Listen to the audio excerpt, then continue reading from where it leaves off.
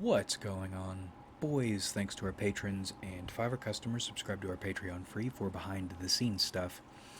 Arm yourselves, life stuff. We'll try to keep this one brief.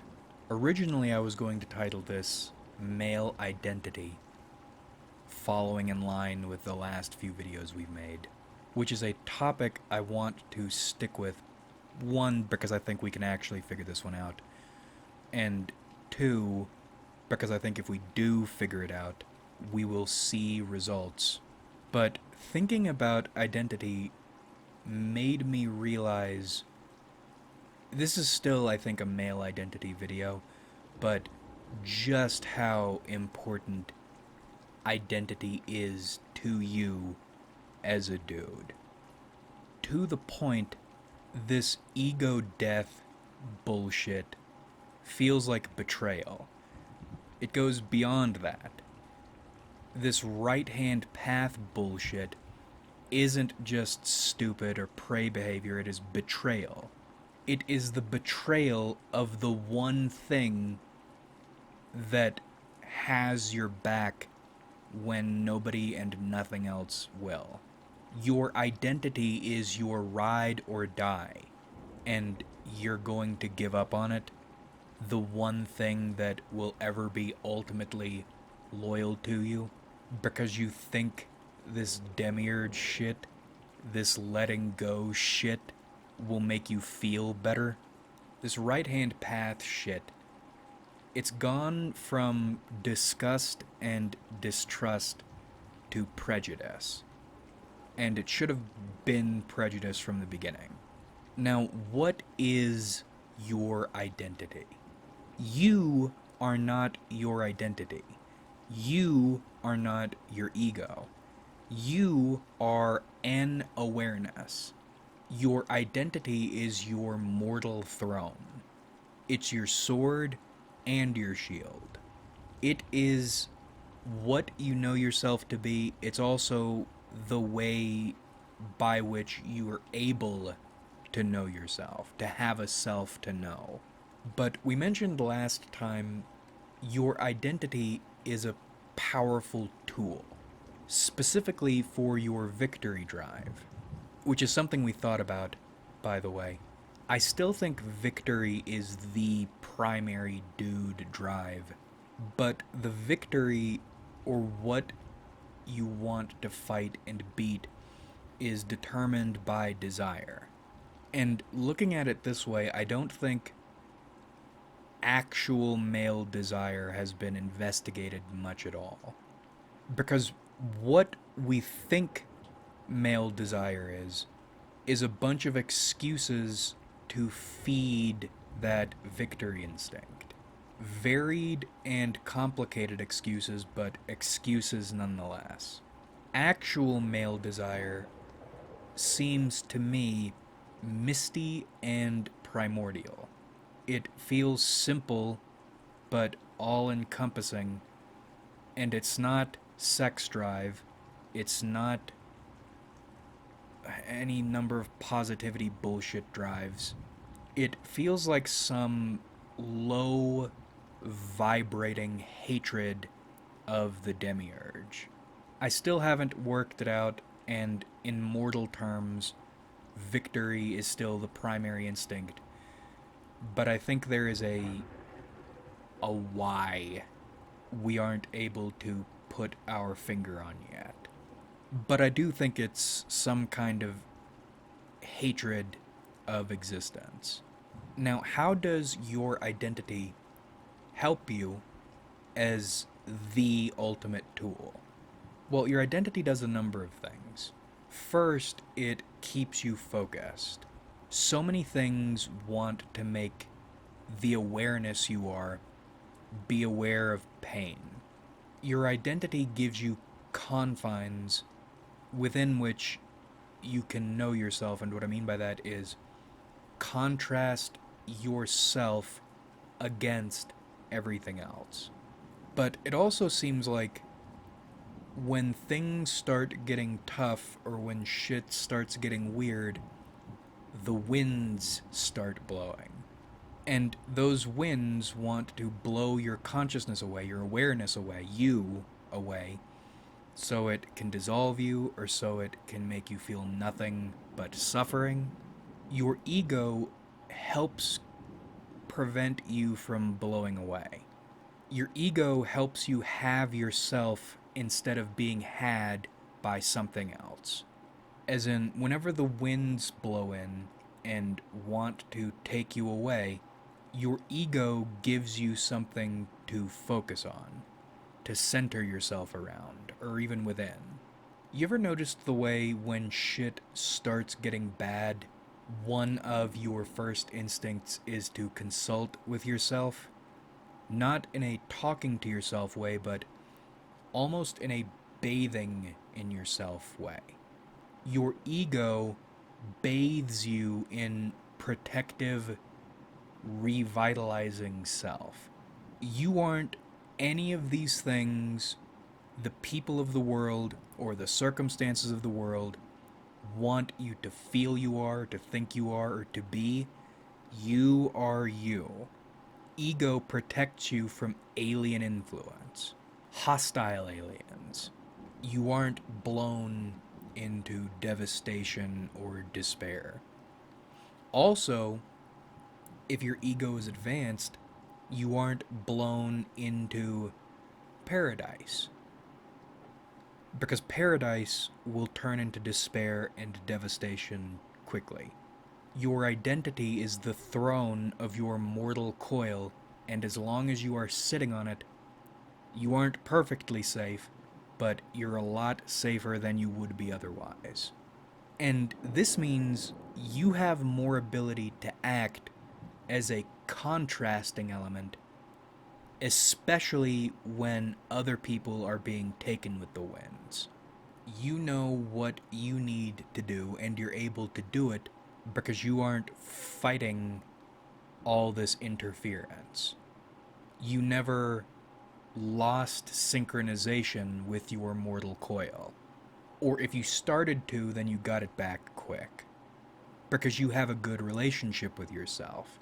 Maybe even your shadow pitches in and helps drag you back when you're almost lost. So your ego is a shield, but at the same time, it's a sword because the more you know what you are and can draw on yourself for strength, the better you know what all else is. And by no means does that mean you know everything. Rather, you have a sharp understanding of what you are and what you aren't. It's almost as if, or almost like, a tool developing a better sense of toolness. A wrench that can be convinced it's a screwdriver or takes issue with being a wrench.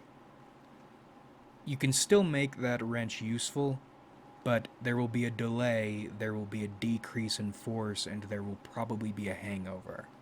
If a wrench knows it's a wrench, and further has developed an understanding of what it means to be a wrench in relation to all the other tools and all the other functions, it'll perform very well as a wrench. It's like I heard it first in Venture Brothers, but you can't teach a hammer to love nails. Knowing what you are and embracing it makes you more effective. Effective at what? Stabbing the demiurge in the ribs with a knife. Now, I wrote a lot more about this in the notes. We won't go into this extensively in the video. But something I want to mention. I don't think we're here to escape creation.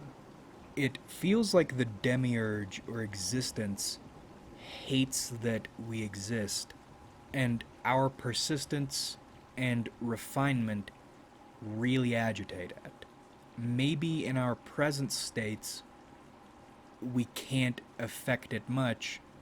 Maybe we can affect it only as much as finding ants in your kitchen would, or even getting the common cold would.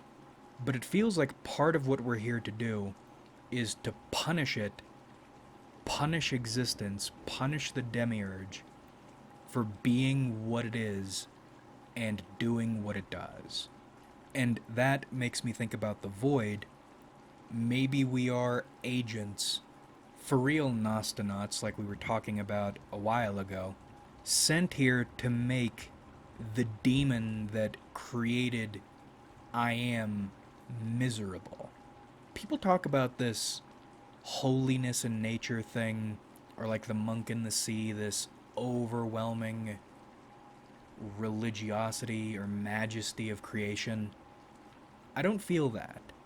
I feel like we, mortals, are godlier than this existence. And we're here as arbiters, as avenging angels or spirits of vengeance, tasked with fucking up this false god. And there are probably levels to this shit.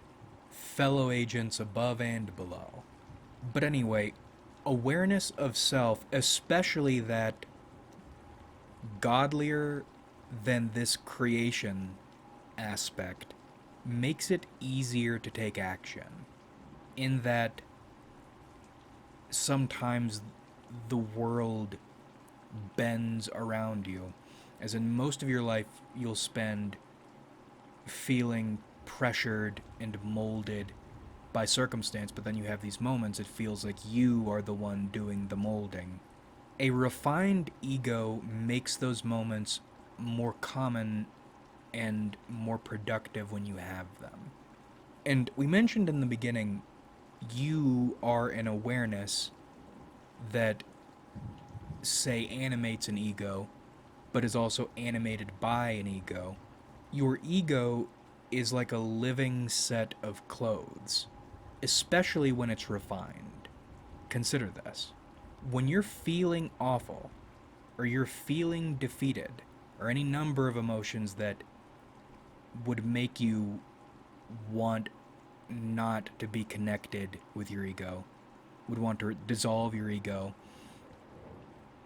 undergo ego death, ego euthanasia, you feel terrible. Maybe you have a reason to feel terrible, but did you stop being you? And this is what I mean by refined. If your sense of self comes from something that can be taken from you, that's maybe not false, although in a lot of cases for lots of people it will be false, but, and I don't know how to word this, but if your ego is not based on some intangible thing, then it will be taken from you. But if it isn't, who you are, whom you know yourself to be, does how you're feeling ever change who you are? No, it doesn't. So you can feel what you feel, maybe you should feel what you feel, but your throne hasn't gone anywhere. All that's changed temporarily is how you feel about it.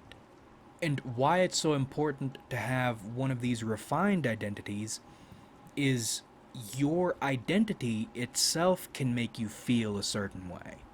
It's not just a grounding force, it can become a guiding force. It's you, but it's not you.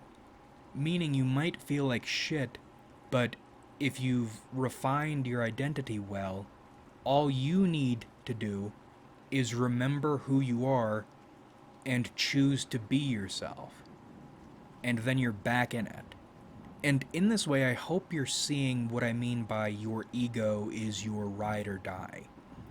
It's you, but it's not you. It is a person that you are sometimes, and when you aren't, that person is still waiting for you. It will always be there for you. It's like your dog sitting beside you. If you're alive, then you are in the shit, but as long as you're in the shit, you have yourself. You are never alone, and you are supported by a thing that wants to make you better. Feel better, do better, be your vessel and your friend and your guide in this hell plane. So, what are you doing when you're seeking ego death? You are ditching the only person who has ever cared about you. You're trying to leave them behind in this awful place. Right hand path bullshit is demonic. It's evil. And that's funny, considering the way this shit usually gets portrayed. God forbid, literally, you be proud. What is pride? Loving the only thing on this plane that backs you. And you can't have that, you can't be proud, you can't have pride, because engaging in pride, it puts you in touch with your own godliness, true godliness, and that's a threat to the architect of this hell. You are an agent of the void, and a reminder to this demon that it will be swallowed one day, that it will be punished in the end. You'll return to the void in the blink of an eye, having accomplished almost nothing outside reminding this thing what's in store for it. It's so powerful, but it can't prevent its fate, and it can't even prevent reminders from showing up. But you, in this plane, in this form, are in such a losing battle by your understanding, by your experience, and you have a thing that will back you up from the time you come into this world to the time you leave it, and you want to betray it.